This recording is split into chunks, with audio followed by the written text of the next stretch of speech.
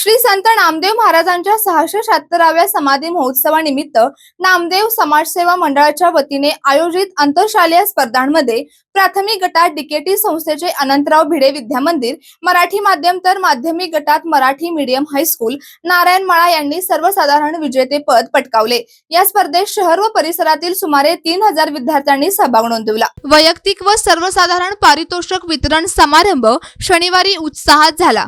मुंबई उच्च न्यायालयाचे वकील ॲडव्होकेट विश्वनाथ टाळकुटे यांच्या प्रमुख उपस्थितीत विजेत्यांना पारितोषिक प्रदान करण्यात आली। प्रारंभी मान्यवरांच्या हस्ते श्री संत नामदेव महाराजांच्या प्रतिमेचे पूजन करण्यात आले।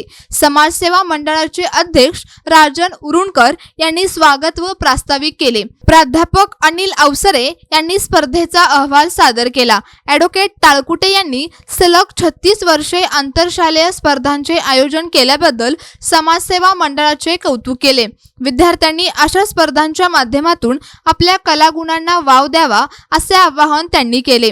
सूत्रसंचालन सीमा उरुणकर यांनी केले तर योगेश पाटुकले यांनी आभार मानले। यावेळी संदीप कल्याणकर, अनंतराव कुडाळकर, उमाकांत कोळेकर यांच्यासह नामदेव समाजसेवा मंडळ, नामदेव युवक संघटना व नामदेव महिला मंडळांचे पदाधिकारी, समाज बांधव, विद्यार्थी, पालक व शिक्षक उपस्थित होते।